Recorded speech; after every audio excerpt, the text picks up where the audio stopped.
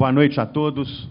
Sejam todos muito bem-vindos a esta sessão do programa Universidade Livre da Academia Mineira de Letras, entidade fundada em Juiz de Fora em 25 de dezembro de 1909 por 12 intelectuais cujo sonho era promover a língua portuguesa e a literatura. Este sonho superou os desafios do tempo, venceu 110 anos e é responsável por fazer com que essa instituição permaneça viva em Belo Horizonte, para onde se transferiu em 1915, fiel aos mesmos ideais que justificaram a sua criação.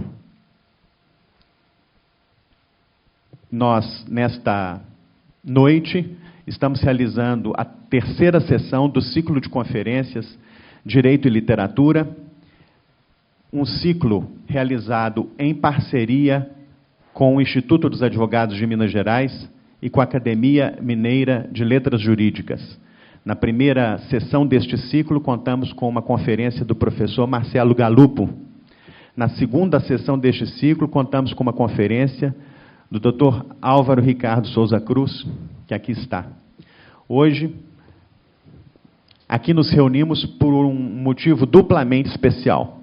Haverá o lançamento de um livro escrito por vários juristas do Grupo de Estudos Direito e Literatura, e haverá ainda o lançamento do primeiro romance do professor, filósofo do direito e juiz do Tribunal de Justiça Militar de Minas Gerais, Fernando José Armando Ribeiro, um grande benfeitor desta casa.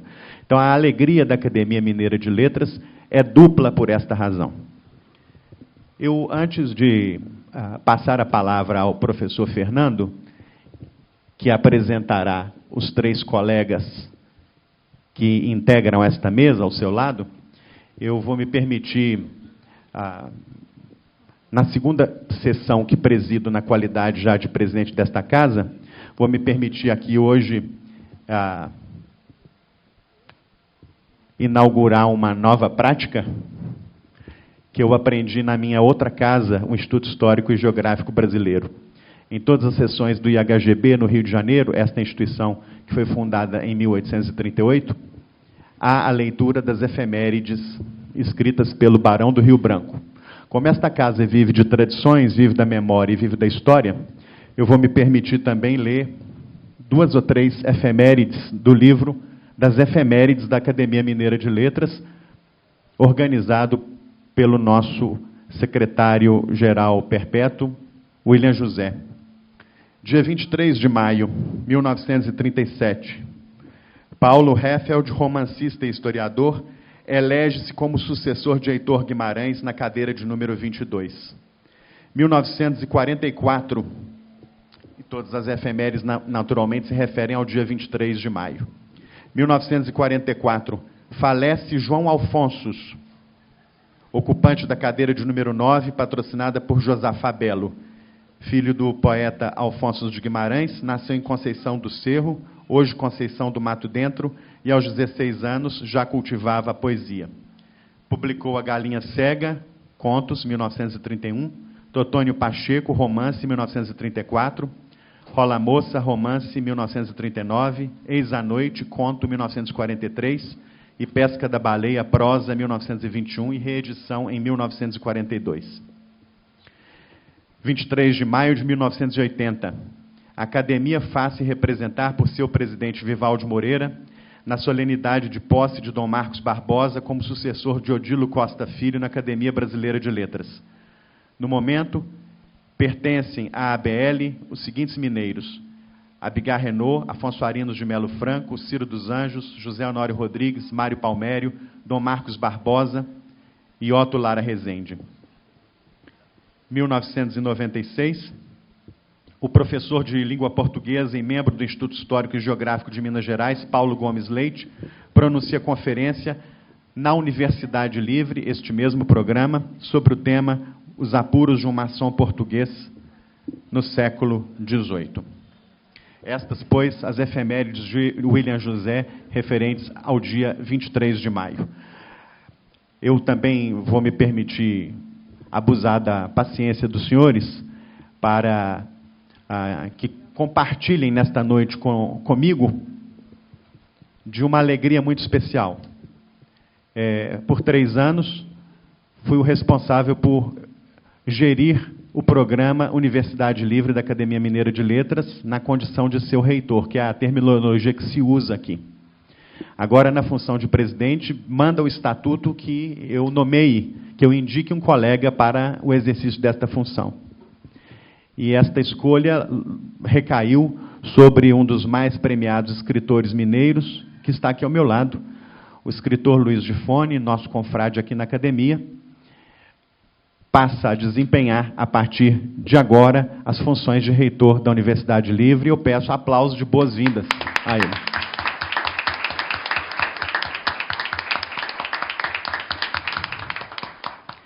Antes de passar a palavra ao Gifone, para que ele faça uma pequena locução a respeito da sua nova função, eu gostaria de registrar a presença entre nós do acadêmico Caio Boschi e da acadêmica grande poeta Ieda Prates Bernes.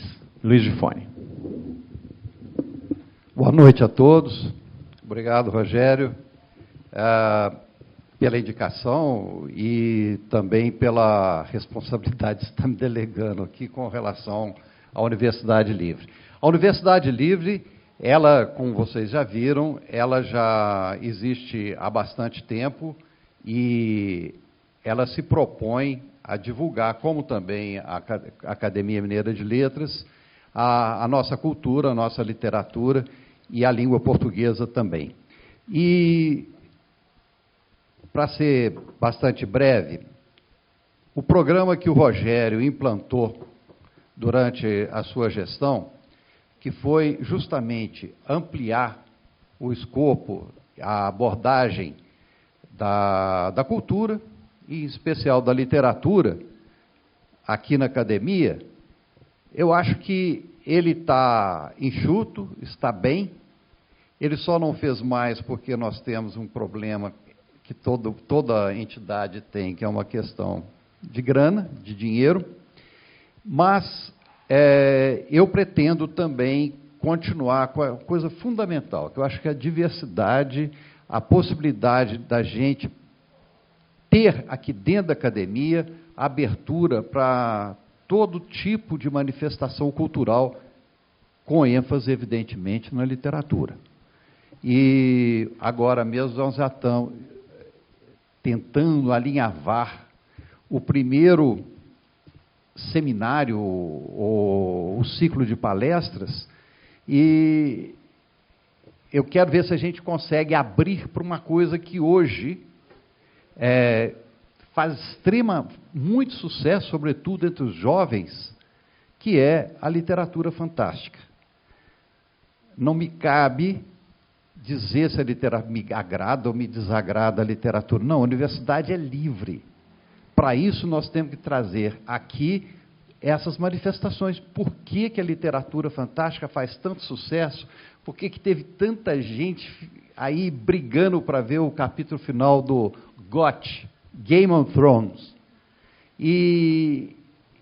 Então, temos que ouvir, temos que fazer participar realmente. Então, essa é, vamos dizer assim, a marca que eu pretendo trazer para a Universidade Livre. Abertura, diversidade.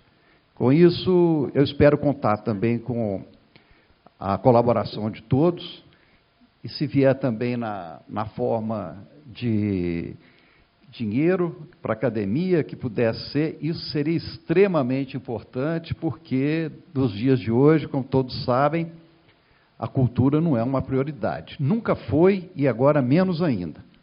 Eu acho que, então, a gente tem que fazer, de uma certa forma, um pouco de resistência contra a má vontade com relação à cultura que hoje a gente sente no Brasil.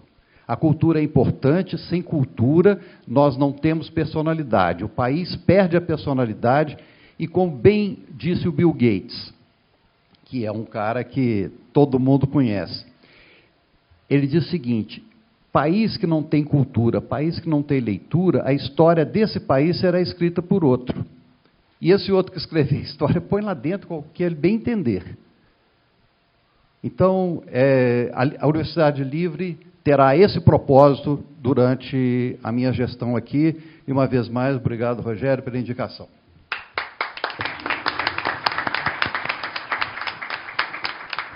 Muito obrigado, Luiz. Sucesso. Estou muito feliz com o generoso acolhimento que você prontamente manifestou a respeito do nosso convite. Vou passar agora a palavra para o nosso colega Fernando José Armando Ribeiro.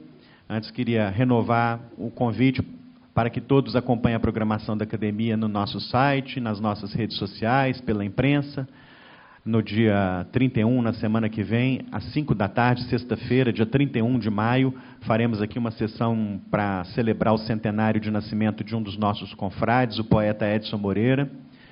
Estão todos convidados e, pelos meses que seguem, também faremos vários eventos. Agora, com a palavra, finalmente, e já pedindo desculpas a todos por me haver alongado, o nosso querido Fernando José Armando Ribeiro. Obrigado.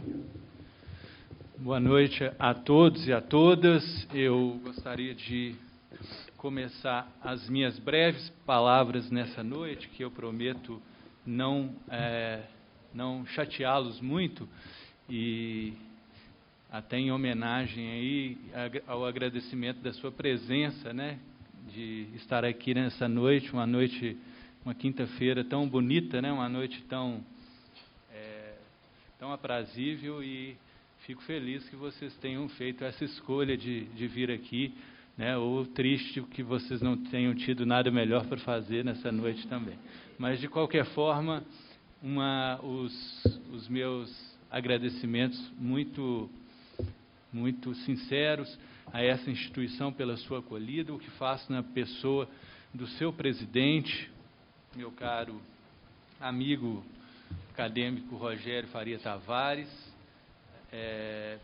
na pessoa de quem cumprimento com muita ênfase e com muita alegria a presença dos acadêmicos, a acadêmica Ieda Prates Bernes, que aqui está presente e me honra profundamente por tudo que ela representa para a literatura e a poesia de Minas Gerais, o acadêmico Luiz Gifone, que acabou de nos brindar com a sua inteligência aqui, a quem estendo os cumprimentos já para a nova gestão, que certamente vai seguir as trilhas da anterior. Cumprimento também o acadêmico Caio Bosque, nosso caro professor, e cumprimento também o doutor Jacó de Castro Máximo, na pessoa de quem cumprimento todos os advogados presentes e advogadas presentes nessa solenidade. Vejo aqui também muitos alunos da PUC Minas e gostaria de cumprimentar a todos. Vejo aqui também muitos servidores, servidoras da Justiça Militar Mineira, que também agradeço muitíssimo a presença nessa solenidade. Gostaria de agradecer à professora Letícia, que também vejo na plateia para nossa honra, e na sua pessoa, inclusive, cumprimentar os professores de letras que estejam presentes e que também nos honram, e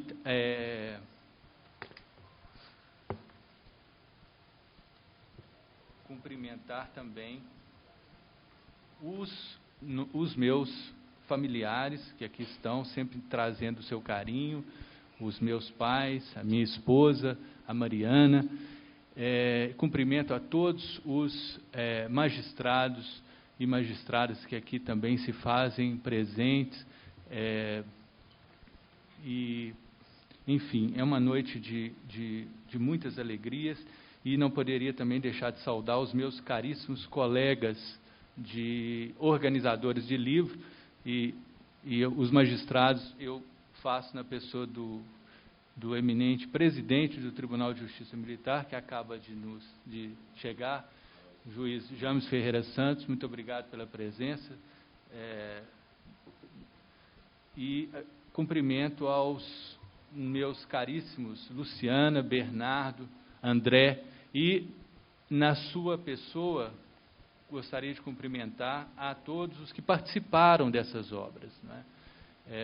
Já saudei aqui a advocacia na pessoa do Dr. Jacó, mas merece uma nova saudação na pessoa do Dr. Aristóteles Araújo, ateniense, que acaba também de chegar a esse auditório.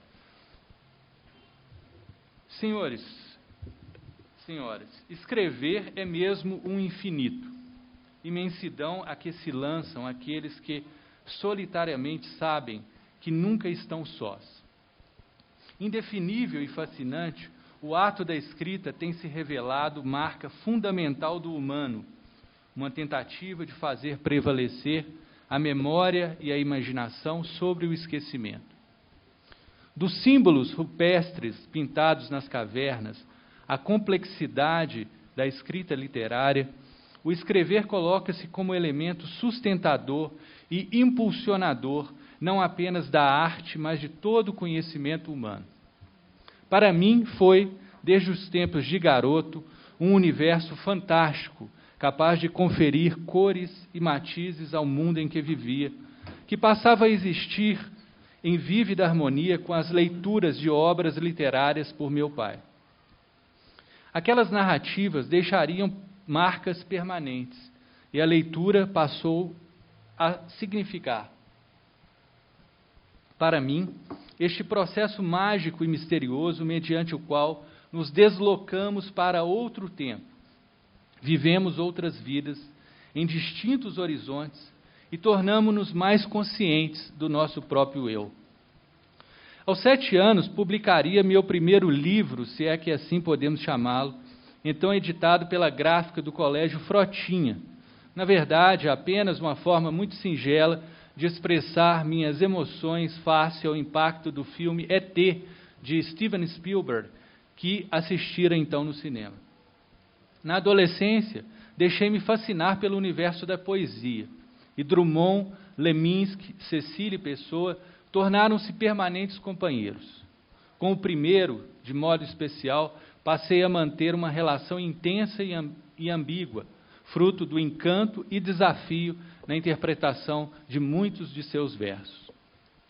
Com a entrada na faculdade de Direito, a voz dos poetas perde um pouco seu impacto, pois passei a ler, sobretudo, além de textos jurídicos, narrativas historiográficas, biografias e contos, e crônicas.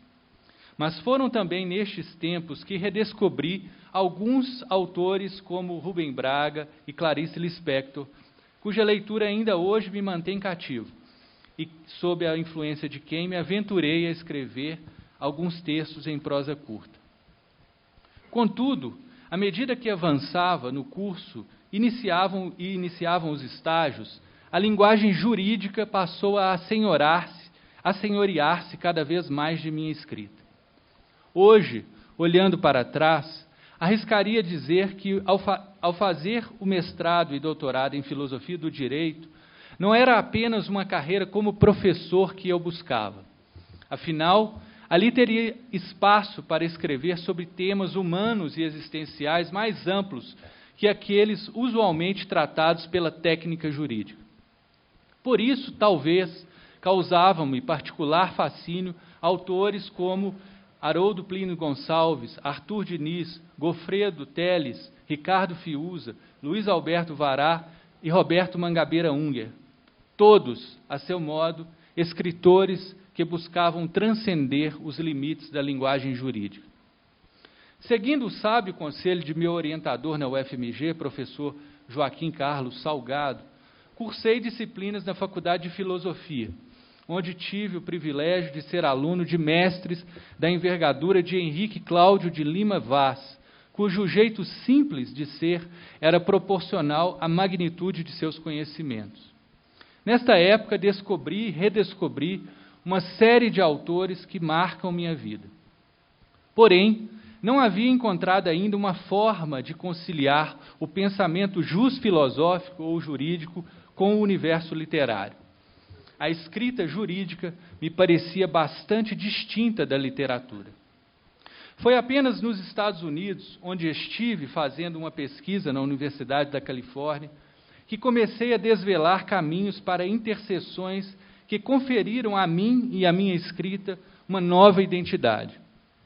pelas lentes do movimento Law and Literature, passei a perceber as consonâncias possíveis entre essas duas escrituras, compreendendo também as imensas contribuições que a literatura e as artes poderiam trazer para o direito.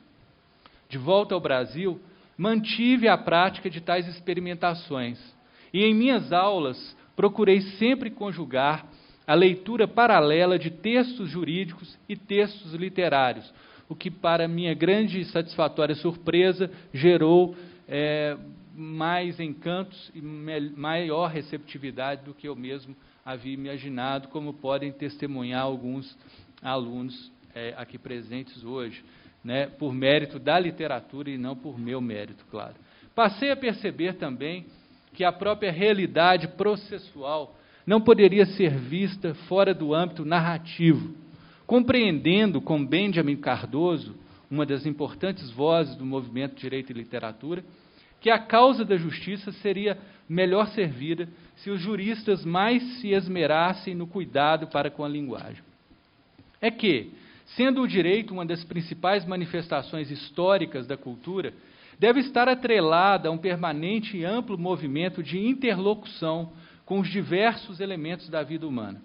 Só assim poderão os membros da sociedade sentirem-se, de fato, autores e destinatários de suas prescrições.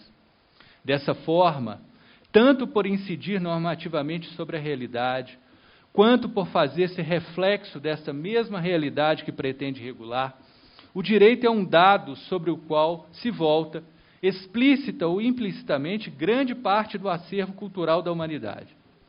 Sua presença, como objeto de construções literárias, marca desde clássicos da literatura mundial até os contemporâneos, e as relações entre o direito e a literatura, já de sedimentada análise nos meios acadêmicos internacionais, deve ganhar também entre nós cada vez maior espaço e atenção.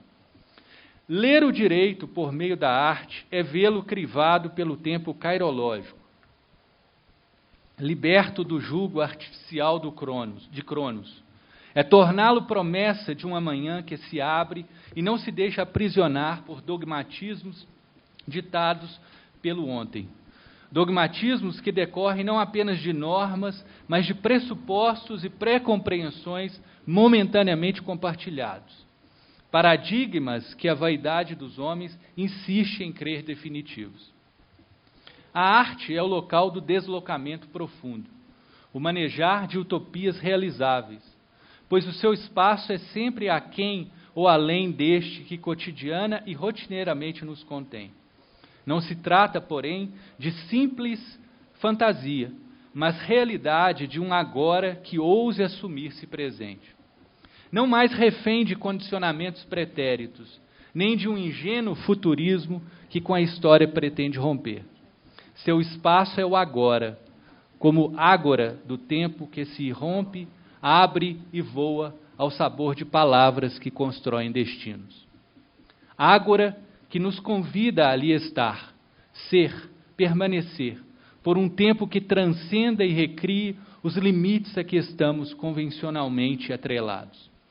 Sua possibilidade mais rica, sua efetividade mais fecunda, seu risco mais eminente, deixar-se perder ao se problematizar. A arte realizará, então, a promessa essencial da filosofia, tornando infinita nossa capacidade de problematizar. Um diálogo que não se faz apenas com interlocutores privilegiados, nem se submete ao jugo das vontades majoritárias. Não se aliena em um individualismo narcísico, nem clama por implementar ideologias. É ludicamente séria, jocosamente grave, cosmicamente atrelada às necessidades sociais mais visceralmente humanas. É essencialmente vida, liberdade em sua promessa escandalosamente possível, da qual as dimensões do útil e do factível frequentemente tentam nos desconvencer. A leitura do direito pela arte pode ser autenticamente desconstrutora. É que, nolificando dogmatismos e irracionalismos petrificados sob a força de tradições irrefletidas, torna possível resgatar um dos comprometimentos fundamentais do direito moderno e uma das promessas centrais da modernidade para consigo mesma, que o direito seja um catalisador de transformação, elemento dinâmico o suficiente para incorporar em si a dialética da ruptura, da continuidade e da ruptura. Não podemos nunca nos esquecer. O compromisso assumido de que o direito se faça obra de um povo exige que o hoje não se apresente como uma simples derivação do ontem, mas como escolha, cuja manutenção dependerá da legitimação de seus próprios postulados. Por meio da arte, especialmente da literatura, o direito se deixa ressignificar, colocando suas prescrições normativas à prova não apenas da razão, mas também do sentimento, inserindo-se em uma dinâmica de transformação muito mais rica e profunda, pois muito mais próxima da realidade humana. A arte expõe e testifica as prescrições normativas de uma maneira muito distinta e efetiva. Não as submete apenas ao teste de racionalidade por argumentos de cunho lógico ou universalista, mas examina-as pelo plano da particularidade, da sensibilidade e do jogo de emoções que desvela limites, dimensões e consequências nem sequer imagináveis por elucubrações racionais. Os livros que lançamos nessa noite são, a meu ver, explicitação de um dos elementos mais importantes da literatura, a intersubjetividade. A intersubjetividade. E não estou me referindo apenas à obra coletiva Espectros Poéticos da Justiça, cujos coautores aqui se fazem presentes para a nossa honra, muitos deles, e dela em breve falarão um pouco para vocês. Também a novela A Fascinação das Asas, meu primeiro texto em prosa longa, que hoje lanço, é marcada por uma intersubjetividade latente. É que a experiência revela de forma pungente que escrever é mesmo reescrever, a nós mesmos e aos outros. Pois os autores que lemos e amamos e com quem dialogamos constituem nossos rastros. Ademais, o livro tampouco seria possível sem o diálogo e o estímulo de nossos familiares, alunos e amigos, muitos dos quais aqui presentes para a nossa alegria. Sem o suporte de nossos editores, que também faço aqui uma saudação especial ao Luciana Alencar, da editora Quixote, e toda a sua equipe, e também a Arnaldo Oliveira e toda a sua equipe da editora Del Rey. Sem a acolhida de instituições como essa, a AML, Academia Mineira de Letras. E, last but not least, a orientação sábia e segura do professor e escritor premiado Luiz Antônio de Assis Brasil. Com Assis Brasil estivemos em 2 oficinas realizadas nessa casa, nas quais o mestre soube fomentar um raro ambiente de estímulo criativo, mas também camaradagem e apoio mútuo entre seus participantes. As turmas, bastante ecléticas no perfil e trajetória de seus membros, conglobavam-se em torno à paixão comum pela literatura e o desejo de aurir, do modo mais intenso possível, os conhecimentos de nosso professor. Foi a partir das oficinas que pude converter minhas percepções e ideias no projeto concreto de uma novela. Lembro-me de nosso primeiro encontro, num sábado de outono, quando, já ao término da aula, Assis passou a palavra aos participantes para que pudessem expor seus projetos. Disse-lhe, então, que era, sobretudo, um modesto escritor de poesia e contos curtos, e provavelmente não teria fôlego para concluir um texto em prosa longa. O professor deu-me um sorriso, e no tom manso e tranquilo que lhe é peculiar, disse: não se preocupe, isso pode ser aprendido. De fato, poderia dizer que, sem o estímulo e o conhecimento ali obtidos, a fascinação das asas poderia ter surgido, sim, mas nunca como uma novela. Foi Assis Brasil quem soube notar, assim que lhe enviei a minha primeira sinopse, que o texto trazia o potencial para uma narrativa em prosa longa, advertindo-me de que, se escolhesse a forma do conto, correria o risco de sobrecarregar excessivamente o texto, perdendo a espontaneidade que marca esse gênero literário. Rico e intenso foi o aprendizado de nossas oficinas, da correta elaboração da sinopse à concepção do personagem como elemento central para o próprio enredo, dos estudos sobre a estrutura e o planejamento da obra como fomentadores de nossa liberdade criativa e até dicas de como superar medos e entraves, das lições e exercícios sobre a construção do espaço a partir do movimento, até reflexões sobre o tempo e sua relação com a percepção dos personagens. Minhas intuições ali começaram a alçar voo, e a ideia inicial das aves, como metáfora da liberdade, passou a ganhar concretude e tensão em Aurélio, um homem que carrega em si uma visão distinta e quase lírica do mundo. Feito injustamente prisioneiro político, Aurélio viria a descobrir nos livros outras faces da liberdade. A partir de então, desvelaria também outros sentidos para as asas, não mais adstritas à figuração de uma liberdade inalcançável na rotina do trabalho e da vida familiar. Das muitas lições recebidas, destaco especialmente a primeira delas, a que deixo propositalmente por último. Proferida na primeira aula, e hoje constando também do primeiro capítulo do livro Escrever Ficção, recentemente publicado pela editora Companhia das Letras, a lição acompanhou-me todos os dias, lembrando-me sempre do especial e dignificante sentido do ato de escrever. Segundo Assis Brasil, ser ficcionista é exercer nossa humanidade.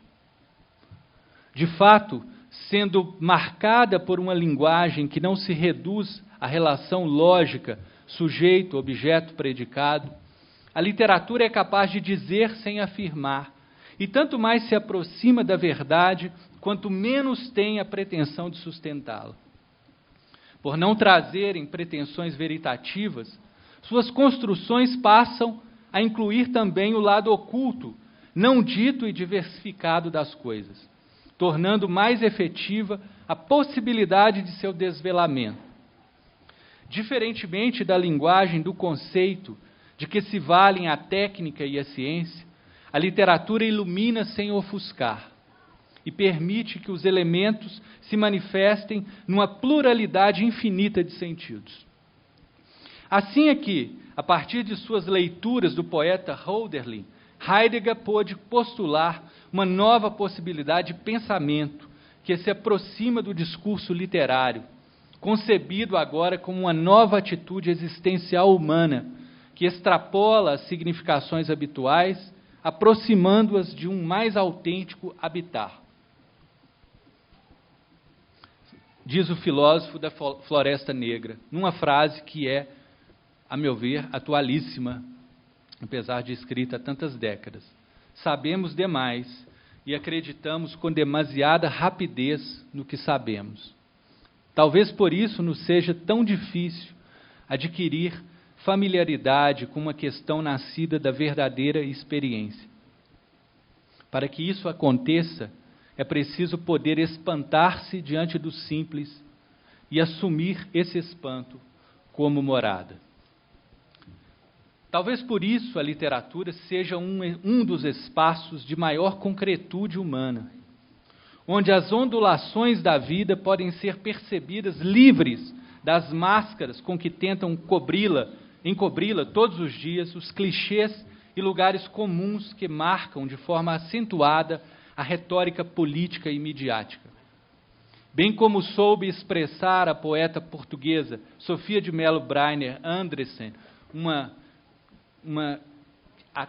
escritora a quem admiro profundamente, em seu poema Cá Fora, que diz: abre a porta e caminha cá fora, na nitidez salina do real. Abre a porta e caminha cá fora, na nitidez salina do real. Em nosso livro, A Fascinação das Asas, um dos personagens, o velho, defensor incondicional dos livros e da liberdade de expressão, afirma ser a literatura uma poderosa adversária de todos os regimes autoritários. De fato, devemos ter em mente que se a literatura tem, como queria Derrida, a possibilidade de dizer qualquer coisa, tal capacidade há de trazer, por si só, um intrínseco compromisso democrático. A arte que mereça esse nome será sempre uma aliada da democracia, na medida em que contribui para a compreensão da diversidade e a implementação da tolerância. E essas são condições indispensáveis para que a convivência entre os cidadãos possa ocorrer de forma humana, republicana e saudável, apesar das inúmeras diferenças que cada um dos indivíduos conserva ou deve conservar entre si. Vale dizer, nas sociedades modernas, ao contrário do mundo antigo, fundados sobre bases sociais mais homogêneas, a tolerância torna-se elemento-chave para a própria vida social. Poderíamos mesmo dizer, com Mahatma Gandhi, que a lei de ouro do comportamento é a tolerância, já que nunca pensaremos todos da mesma maneira. Nunca veremos senão uma parte da verdade e sob ângulos diversos. Meu caro presidente. Evidentemente, como bem ponderou o jurista Ronald Dworkin, a tolerância não significa tolerar tudo, e os desvios e desacertos cometidos devem ser adequadamente punidos pelas instituições responsáveis. Mas a impossibilidade do diálogo entre os cidadãos de uma mesma sociedade pode se tornar causa direta e muito segura para a sua ruína. E a história, o professor Caio Boschi pode nos ensinar muito sobre isso, nos ensina, infelizmente, várias lições nesse sentido. Refletindo sobre a importância da literatura, especialmente do romance, para uma efetiva compreensão da diversidade e complexidade inerentes ao humano, o escritor Milan Kundera sustenta que a incompatibilidade entre o universo do romance e o autoritarismo é mais profunda do que a que separa um dissidente de um aparático, ou um defensor dos direitos humanos de um torturador. Porque não é apenas, repito, a incompatibilidade é mais profunda, porque não é apenas política ou moral, mas ontológica. Com isso, diz Kundera, quero dizer, o mundo de uma verdade única e o mundo relativo e ambíguo do romance são moldados por substâncias inteiramente distintas. A verdade totalitária exclui a relatividade, a dúvida, o questionamento, não podendo nunca acomodar o que eu chamaria de o espírito do romance. Portanto, a liberdade de imaginação e de tudo poder dizer representa uma negação aos clichês, ao kitsch e às simplificações estereotipadoras tão caras às ideologias e tão presentemente disseminadas em nossos tempos. Tempos em que as cisões políticas e ideológicas parecem ser um reflexo direto de nossa incapacidade de lidar com a diferença, de saber ouvir e tolerar opiniões com as quais não concordamos, em compreender que o mundo, marcado por uma única verdade, ontologicamente incompatível com o universo literário, talvez seja essa sim a ficção mais brutal que nos tem impedido viver plenamente nossa humanidade. Muito obrigado a todos pela presença.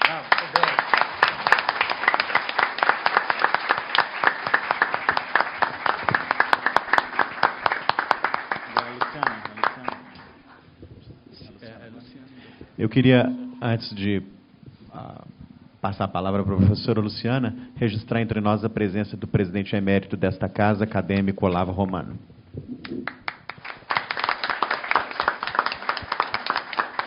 Fernando,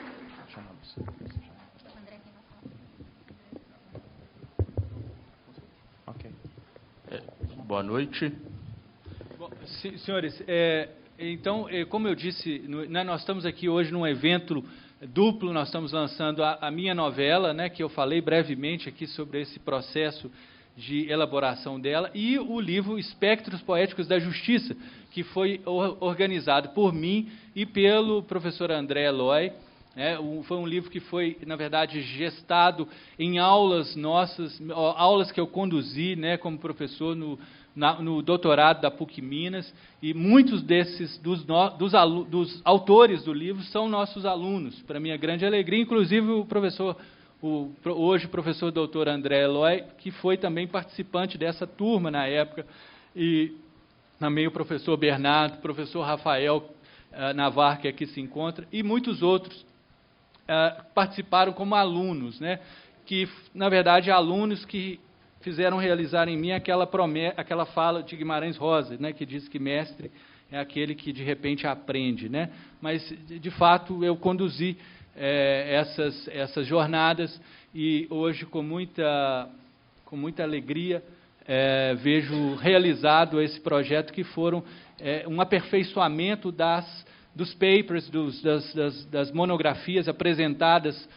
para eu avaliar o curso, que nós demos depois uma distinta, claro, roupagem a elas, uma distinta configuração temática às vezes, mas que estão aí presentes nesse livro, Espectros Poéticos da Justiça, que está hoje sendo, então, lançado pela editora Del Rey.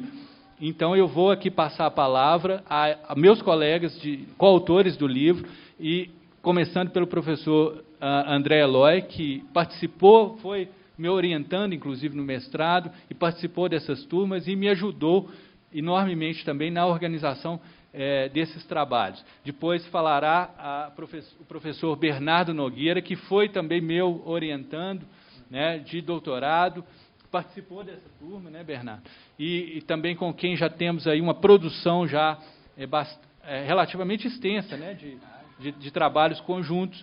E, last but not least, né, por último, a minha caríssima colega, que é ela, minha professora, né, professora Luciana Pereira Pimenta, que é a minha parceira no projeto Direito e Literatura, né, no grupo de estudos e pesquisas que temos hoje registrado no CNPq, que envolve pesquisadores da PUC Minas, que envolve da UFMG, até mesmo no exterior temos parceiros também hoje, e é um projeto muito bonito, e certamente vão poder falar muito sobre isso, então, começando pelo professor André Eloy, a quem peço uma salva de palmas.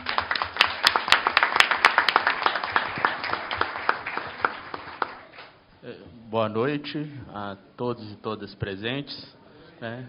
Agradecer, né, pelo carinho e pela atenção de estar aqui nesse dia para prestigiar o lançamento dessa obra, que, como o professor Fernando falou, é uma obra que nos enche de muita alegria, não só pela temática, que é uma temática que nos é muito cara, mas muito pela forma como ela surgiu e foi construída, né?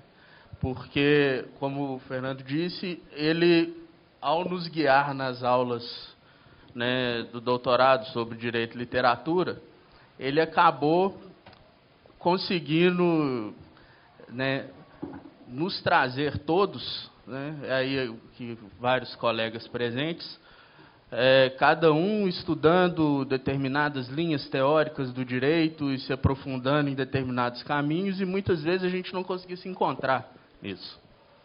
E eu acho que as aulas do professor Fernando, né, que estão refletidas nesse livro, conseguiram demonstrar o quão importante a literatura é para a formação do nosso próprio pensamento jurídico, né?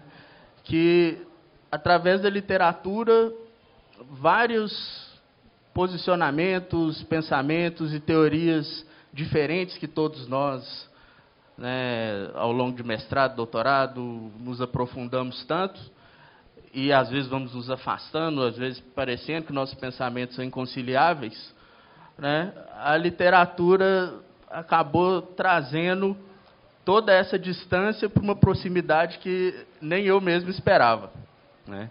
Então, além da qualidade, eu acho, dos textos, é muito feliz e importante para mim, particularmente essa noite, agradecer aos colegas, porque essas aulas, essas discussões que estão refletidas aqui nos capítulos do livro, demonstram muito e foram fundamentais para o crescimento intelectual, filosófico e pessoal, acho, de todos nós, né? E eu queria, né, temos alguns colegas aqui presentes, né? O professor Fernando já nos citou aqui na mesa, mas temos o Rafael Navarro, o Rafael Vessosi, está por aí também, o Saulo está escondido ali atrás, né? E temos colegas que não estiveram presentes, mas eu faço questão de falar o nome dos coautores, né? Que, além de mim, Bernardo, o professor Carlos Alberto Simões de Tomás, o professor Fernando, Flávio Quinô Pedron, Gabriel Henrique Silva Tomé, Hugo Moreira Lima Sawaia, Lênio Streck, Luciana Pimenta Ferreira, que aqui está na mesa, Matheus de Moura Ferreira, Maíra Lazzarini, Paulo Anderson Oliveira Teixeira, Rafael Vessosi, que eu acabei de citar, que também está aqui presente, Rafael Navarro, que também aqui se encontra, Rafael Vieira Sapucaia, Saulo de Tarso, que também aqui se encontra, e o Vitor Amaral Medrado, né? Todos nós, né, tivemos a oportunidade de ter um aprofundamento na discussão de várias temáticas que mudaram muito, inclusive, a minha concepção. E eu acho que, e para mim é uma noite muito feliz também por ter tido a oportunidade de organizar esse livro junto com o professor Fernando, que me acompanha desde o primeiro dia da minha trajetória acadêmica. Então, muito dos meus posicionamentos, da minha visão do direito, da minha desconstrução posterior com o direito, tem a ver com a influência direta e as oportunidades dadas pelo professor Fernando. E eu acho que isso é refletido em todos nós que estamos aqui presentes e nessa obra. Que eu não vou me prolongar muito para os professores poderem expor, mas essa obra, ela representa uma mudança muito grande na concepção de vários de nós. Por quê? Porque, como eu estava dizendo, né, no direito, às vezes, a gente tem uma preocupação de um refinamento técnico, teórico, e seguindo determinadas linhas de pensamento, e que, muitas vezes, a gente se perde e se prende nisso de uma forma que a gente acaba esvaziando o conteúdo daquilo que a gente mais queria fazer. Que era, talvez, trazer um pouco de justiça, trazer um pouco de mudança para o mundo que a gente está. E a literatura, creio eu, ser um instrumento muito eficaz para retirar o jurista dessa prisão que ele mesmo cria para si próprio na construção do seu pensamento jurídico. Porque a literatura nos permite ver o outro, ela que cria de uma maneira mais intensa essa alteridade que o professor Fernando citou na fala dele. A literatura nos permite reconhecer o que há de humano naquilo que às vezes a gente nem conhece. E aí isso pode ser fundamental para o próprio direito, para a prática jurídica, para a nossa formação de pensamento, para a nossa formação como seres humanos. E, quando eu falo isso, eu não estou falando isso como professor, estou falando como uma pessoa que sempre fui um assíduo leitor, mas que, durante um tempo, eu mesmo, um longo tempo, me perdi e me prendi nessas amarras teóricas que eu mesmo construí no estudo do direito. E que, novamente, né, como já disse, pela influência e parceria do professor Fernando, consegui me libertar novamente, né, através do estudo da literatura e dessa abertura que a literatura me permitiu ver, né, para o pensamento jurídico. Porque o direito ele é narrativo, ele traz uma história em tudo que ele faz. Mas a gente tem que tomar cuidado para essa narrativa, para essa construção que a gente faz do direito, não se tornar história única. E o que pode ser, né, de grande relevância e contribuição para que a gente não tente construir histórias únicas a partir do direito, é a literatura, ao trazer o humano, ao trazer o outro, ao trazer o diferente para dentro de nós mesmos. Né? Obrigado pela atenção. Vou passar a palavra para os nossos colegas.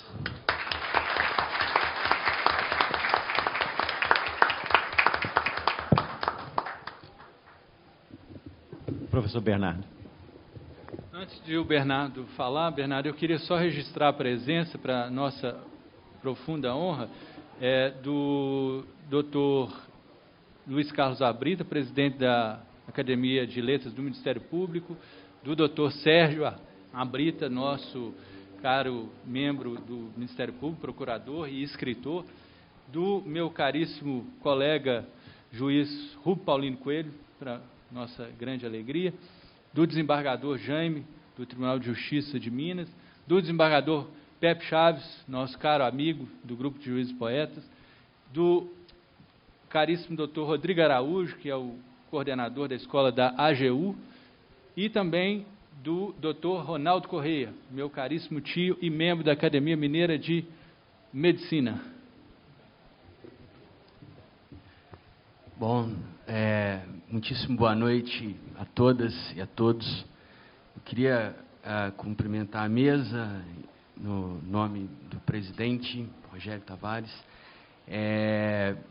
a quem eu queria agradecer pela hospitalidade. É a segunda vez que nos encontramos e é sempre muito bom. Eu queria depois cumprimentar a todas e todos que estão aqui, fazendo uma espécie de desconstrução e privilegiando o porvir, no nome de duas alunas minhas que estão ali, da Faculdade de Direito Milton Campos, a Lívia e a Rebeca. Então, eu cumprimento a todos e todas, no nome das pessoas que amanhã estarão aqui. Assim esperamos. Eu queria fazer um preâmbulo existencial. Rapidamente, o meu texto é curto, porque é extremamente importante as confissões e, mais ainda, nós deixarmos, dentro da relação de direito e literatura, com que essa ideia de uma ausência do escritor, como sempre nós aprendemos a fazer na academia, né, a escrita, mas o autor não pode aparecer, mas no final nós assinamos a tese. Isso sempre me causou um assombro, mas enfim. E eu só queria dizer, estou falando isso, porque a epígrafe da minha tese é o Lamento Sertanejo, do Gilberto Gil, e ele é uma super confissão de onde eu venho. E eu queria contar para vocês que o meu primeiro livro, em forma de prosa poética, que se chama Avô Rio, foi escrito em homenagem ao meu avô. E aí isso poderia ser elementar, várias pessoas homenageiam os seus familiares, mas deixa de ser elementar pela singularidade do case. O meu avô, ele era motorista de caminhões que transportavam bois. Então, senhoras e os senhores imaginam uma criança passando todas as férias de julho, janeiro e dezembro, quando havia, né? Era bom essa época, agora não tem mais, todas na boleia do caminhão do meu avô. E aí eu voltava para cá, e ele é de Conselheiro Pena, que é conselheiro, mas é pequenininho, e eu sou nascido em Conselheiro Lafayette, que era considerado uma cidade grande em relação ao Conselheiro Pena. Então, quem não conhece, imagina o tamanho de Conselheiro Pena. Bom, a verdade é que eu chegava em Conselheiro Lafayette e contava para as pessoas que meu avô transportava a sua própria boiada e me ensinava a ser boiadeiro. E eu fui crescendo, e depois eu fui tomando tenência de que meu avô não tinha boi coisíssima nenhuma, e nem caminhão. Mas o que me chamou mais a atenção foi que o meu avô nunca negava as minhas histórias. E aí eu falei, danado, foi ele que me ensinou a ser poeta. Então, eu queria começar a minha fala com esse preâmbulo para homenagear os meus professores, que nem sempre estão na sala de aula, né? Mas aqui eu faço em nome do professor Fernando Armando, que foi meu orientador, virou meu amigo, eu já não sei nem mais o que nós somos. Se é orientador, se é amigo e tudo mais. Bom, tudo bem.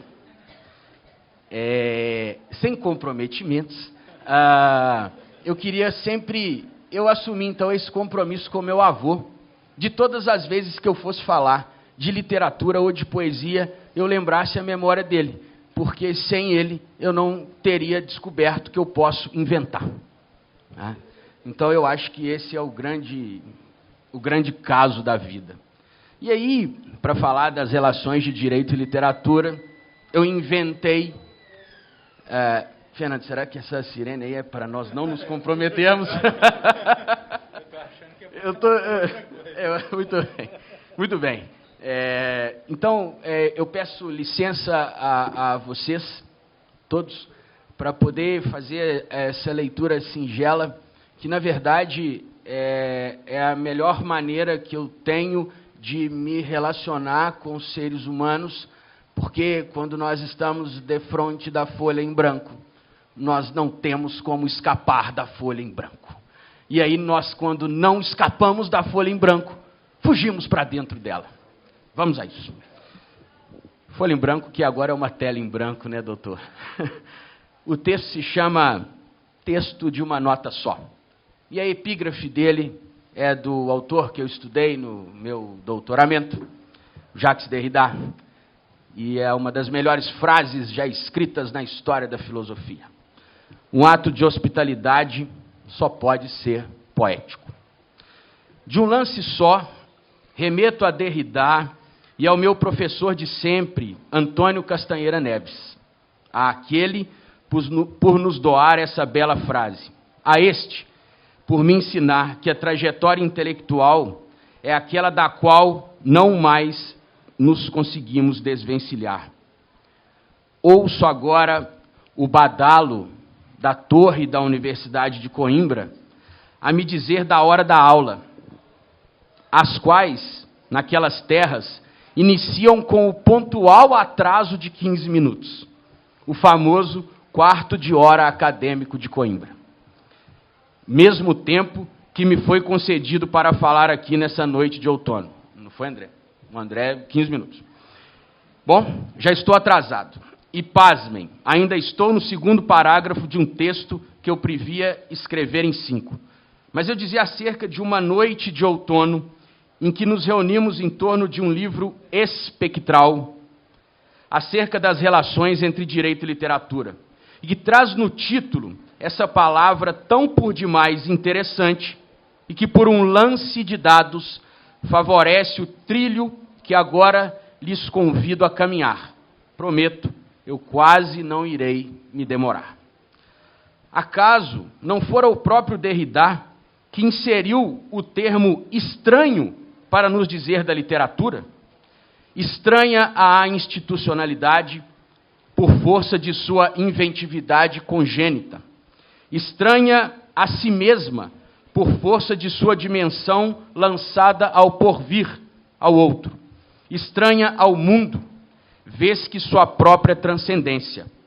Estranha às regras, tão necessárias ao direito, que chega a embaçar a visão de uns e umedecer a de outros, a medir pela afetação que se dá no corpo de cada um, singular. Assim, permitam-me que não seja demais aproximar os termos estranho e espectro. A estranheza da literatura vem por uma questão de hospitalidade.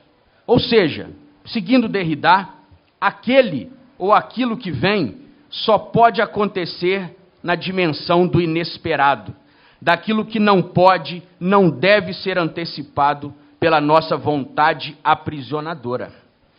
Acaso o chegante, que ainda nem é sequer estrangeiro, chegue por intermédio de minhas condições de possibilidade, necessariamente não haverá chegada. Nesse sentido, só se chega na dimensão daquilo que é estranho, portanto, da literatura. Sem que possamos prever, sem que possamos caricaturar, sem que possamos antecipar, a chegada assombra o hospedeiro. O outro causa estranheza, ele ameaça a ordem, torna vacilante a razão esclarecedora e, por aí, aviva a necessidade de deposição do eu para que haja qualquer chance de hospitalidade. Mas eu havia anunciado uma aproximação do espectro com o estranho. O outro, por supuesto, é estranho. Ele não está entranhado em mim, apesar de ainda assim me doar o mundo. Por isso mesmo, pela dimensão de surpresa, um outro só pode ser estranho. A literatura nessa senda dar-se-ia como a outra do mundo. O termo espectro indica uma série de palavras interessantíssimas: fantasmas, sombras, ameaças, sinais, ilusões, quimeras. Todas expressões que nos remetem a uma estranheza. O fantasma está e não. Os sinais podem indicar algo ou serem apenas ilusão. Ilusão, um outro nome para espectro, que indica o nascimento da invenção. Dessa forma, parece-nos, Derrida vai muito bem quando nos ensina acerca dessa estranheza fundante da literatura, bem como vão muito bem os organizadores da obra hoje lançada ao mundo. Miremos, de alguma forma, a literatura como o outro são espectrais e, portanto, estranhos, uma vez que o outro não se doa nunca para o eu que pretenda dimensioná-lo. Da mesma forma, a estranheza da literatura não permite que possamos dizer o que ela é, uma vez que sempre está para mais além de si, lá pela terceira margem de um rosa ou nas asas do Blackbird dos Beatles. Logo, supomos, é estranho o espectro e também é espectro o estranho. Aquilo que ainda não podemos ver claramente. Daí que retomo o meu convite e a sorte de estarmos aqui hoje. Uma noite de outono, que, como já dissemos em outro lugar, é a estação Tutcur, pois por ela passam as demais sem que ela se queira determinar. Tem-se o azul do céu do verão sem aquele que entume demais. Tem-se o frio do inverno sem aquela profunda solidão. E tem a flor de maio, primaveril, sem aquela inocência toda. Assim, o outono não determina quem vem, recebe-os deixando-os ir. Já diria um Caetano, o seu amor, ame-o e deixe-o. Portanto, o espectro, que é o não, que é e não, desculpem, a estranheza, que é e não, posto que possibilidade, por vir, estão em consonância com o outono, da mesma forma que estão em diálogo muito aproximado com a nossa hipótese de relação do direito com a literatura, o crepúsculo.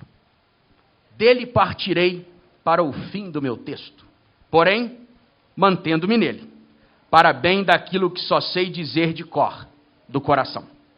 O crepúsculo é a anunciação do que vem, embaça a vista que quer tudo conhecer, nos faz duvidar se é dia, se é noite, se claro, se escuro. O crepúsculo é, portanto, estranho, é, portanto, espectral. Por isso disse que, por um golpe de sorte, lançamos uma obra de direito e literatura na sua estação própria, o outono. Bom, se avolumam esses encontros. Espectro, estranho, outono, crepúsculo. E nos últimos segundos dos meus dizeres, gostaria de dizer que entendemos a relação de direito e literatura necessariamente como uma relação de hospitalidade e invenção. Ou seja, que se dá no crepúsculo, pois não podemos instrumentalizar a literatura para os fins do direito. Tampouco podemos querer transformar um direito em algo que ele não é. Nesse sentido, indicamos que o crepúsculo seria o local onde habita esse outro, que a própria relação direito e literatura nos doa.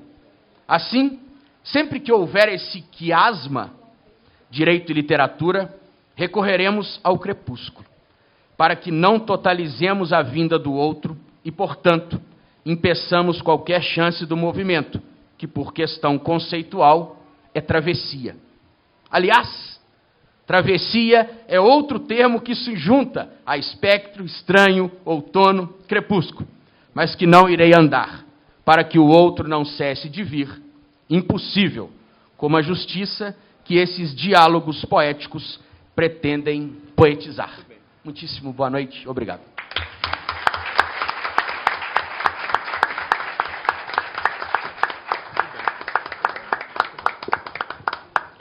Muito boa noite a todos e todas. Eu quero saudar aqui meu querido amigo Rogério Tavares, meu querido também amigo, parceiro na coliderança do nosso grupo de pesquisa, professor Fernando Armando, o mais novo presidente, reitor dessa Universidade Livre, onde temos desenvolvido tantos trabalhos ricos, positivos, comprometidos com o porvir, o professor Luiz Tifone, e os meus colegas, o professor Bernardo Nogueira, meu amigo, de cuja tese eu participei muito de perto, e o meu amigo André Eloy, que é co-organizador desse trabalho que nós estamos a lançar conjuntamente nessa noite de outono, já tão propalado. Eu sei que eu tenho muitas autoridades e muitas pessoas queridas na plateia, mas eu vou me permitir imaginar e confiar numa saudação única. Eu saúdo a todos aqueles que estão aqui por acreditar que a arte, de fato, é o que transforma. E eu queria começar a minha fala, ele não é pauta dela, mas ele é sempre pauta de mim, lembrando que nós vencemos na figura do Chico Buarque o Prêmio Camões de Literatura essa semana, e que é com muito orgulho que eu, em criança, o ouvia, e seguramente, se ele não está aqui na minha fala, ele está aqui na minha fala. Um fantasma ronda a Europa. Esta é a frase de abertura do Manifesto Comunista, de Karl Marx, uma das frases mais conhecidas da filosofia política moderna. Talvez fosse oportuno falar de Marx, o nome mais fantasmático da contemporaneidade, no Brasil e no mundo. Uma oportunidade que ocuparia, em alguma medida, um lugar semelhante ao da arte, o lugar da denúncia e da crítica. Mas, se invoco a célebre frase do filósofo alemão no contexto de uma abordagem de direito e literatura, é porque Marx, ao escrevê-la, estava no rastro de um dos textos mais importantes da literatura universal, Hamlet, de Shakespeare. Quem nunca seguiu os rastros de alguém numa praia? Na areia umedecida pelas ondas, as marcas do outro se dão a seguir. Pegadas que carregam um afundamento proporcional ao peso daquele que veio antes. Estar no rastro é esse caminhar por cima dos passos do outro, deixando sobre a areia novas marcas, novas funduras, novas podografias, se assumirmos a composição das palavras grega podos, que remete a pé, e do latim grafia, associada ao ato de escrita e ao verbo escrever. De modo semelhante, inclusive porque pegadas na areia também são uma forma de texto, verdadeiro poema vivo, ritmado pelo barulho do mar e entoado pelo vento, uma escrita no rastro de outra escrita traz sempre uma outra marca, por cima da marca anterior, que se mantém sem ser mantida. Está e não está ali. Conserva-se, alterada, diferida, borrada, reassinada. Uma escrita no rastro é sempre uma assinatura por cima de outra assinatura, uma contra-assinatura. Ouso dizer que não há qualquer escrita que não seja desde sempre uma escrita no rastro. E que estejamos, desde que o mundo é mundo, escrevendo sobre o rastro daqueles que nos antecederam. De modo que aquele que nos antecede aparece para nós como a própria possibilidade por vir. O porvir, então, essa condição frequentemente associada ao futuro, é, muito antes, o porvir do passado. Aquilo que se lança como um ponto inacabado no tecido do mundo e da vida. Um tecido aberto, vazado, cheio de espaçamentos. Como o afundamento dos pés sobre a areia, produzindo vazios e ausências que receberão novos pontos, tecidos, por aqueles que vêm, que chegam. Vista assim, a literatura é sempre um lugar de chegada. Estamos sempre chegando na escrita do outro. E como leitores, estamos sempre contaminando os textos que lemos com nossas marcas, borrando a escrita com nossas pré-compreensões e sentimentos. O nome disso é interpretação. Essa atividade de profunda criação que está sempre a reinventar o texto lido. O escritor, por sua vez, não passa de um leitor qualificado pelo desejo de dar notoriedade aos rastros que compõem seus passeios pelo mundo da palavra. Esse lugar labiríntico, mágico e não menos assombrosamente fantasmático. Voltemos à frase inaugural. Um fantasma ronda a Europa. Não a esgotamos. Apenas situamos ali a dimensão do rastro. Marx está no rastro de Shakespeare, que, por sua vez, seguramente está no rastro da tragédia grega. Mesmo sabendo, ao menos aqueles que se dedicam à impactante experiência de lê-lo, que Shakespeare se afastou muito da chamada tragédia de vingança, criando um personagem que atua com um certo desconforto no papel de vingador. Relembremos inicialmente o final da cena 2 do primeiro ato. Depois que saem Horácio, Bernardo e Marcelo, após contarem a Hamlet o aparecimento de seu pai, soa a voz de Hamlet. Abro aspas. O espectro de meu pai armado? Há algo errado. Há um cheiro de jogo vil. E a noite que não chega, paciência, minha alma. Ações vis surgirão, ainda que o chão as cubra da humana visão.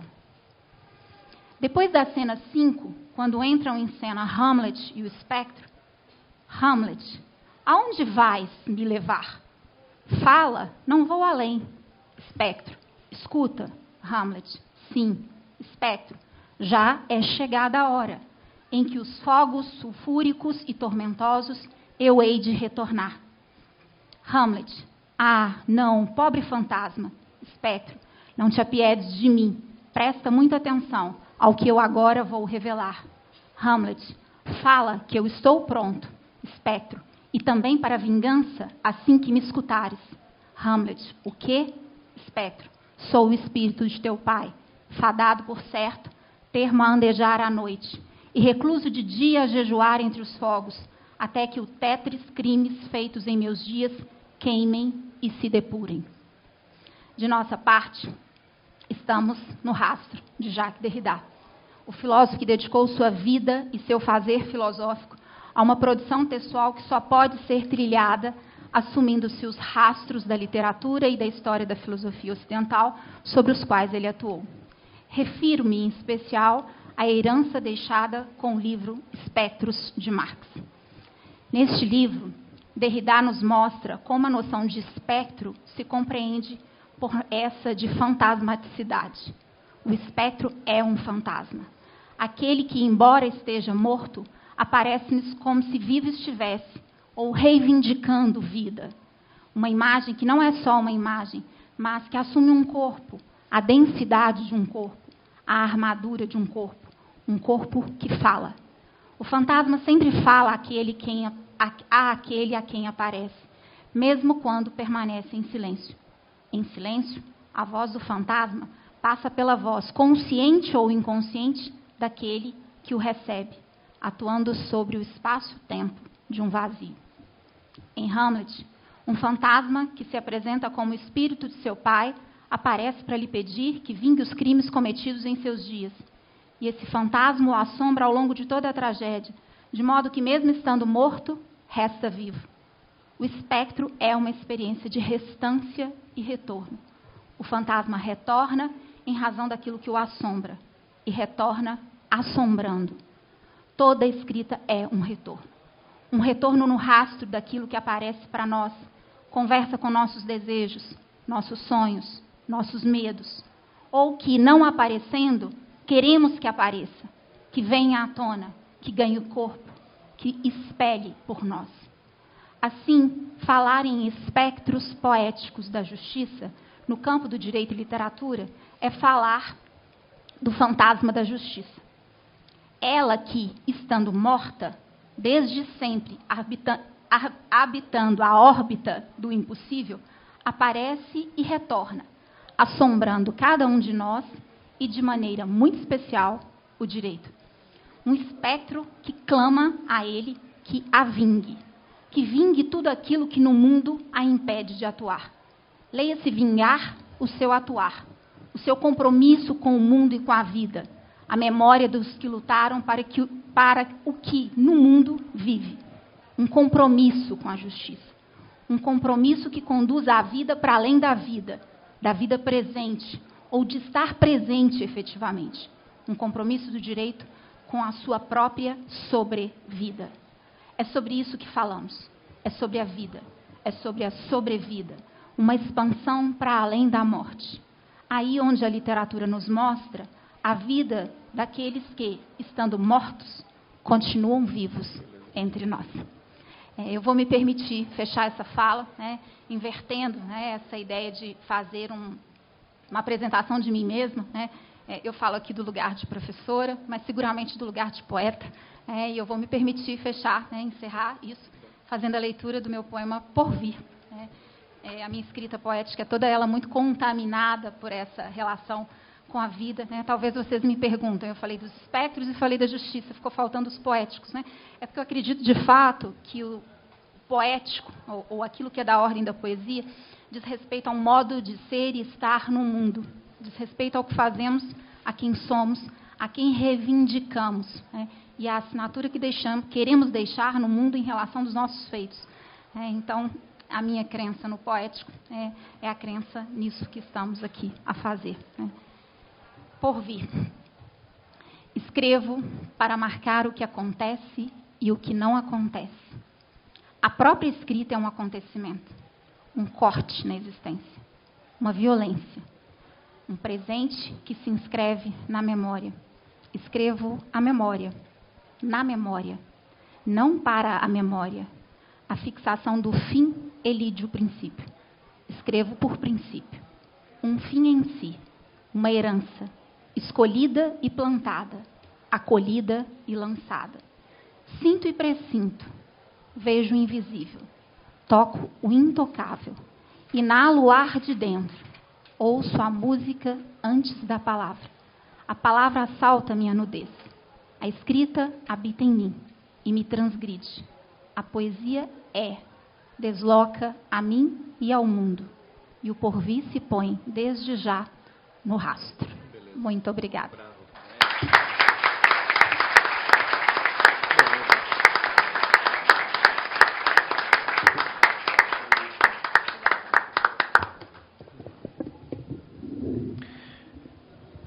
Muito obrigado a todos, aos professores, juristas, filósofos, poetas que aqui se pronunciaram, pela excelência do trabalho que ora se oferece à fruição do público. Eu tenho certeza que todos vão apreciar bastante as duas publicações que aqui hoje passam a circular pelo mundo. Muito obrigado por esse presente. Queria agradecer mais uma vez. Agradecer mais uma vez ao professor Fernando, que é coordenador desse ciclo de conferências de Direito e Literatura, pelo zelo, pelo capricho, pelo trabalho. Muito obrigado. Esta casa sempre contou com a presença em seus quadros sociais de juristas muito afeiçoados ao tema da cultura e das artes. Então, vocês aqui, por favor, sempre se sintam em casa. Queria também, finalmente, mais uma vez, agradecer ao nosso querido confrade Luiz Gifone, um dos escritores mais premiados do Brasil, por haver aceitado o meu convite para ser, a partir de hoje, o reitor da Universidade Livre desta casa. Gifone, nós temos plena confiança no seu trabalho e temos a certeza de que a sua gestão marcará a época nesta Universidade Livre, que já contou com reitores muito queridos e que deixaram uma memória muito positiva. Muito obrigado e até a próxima.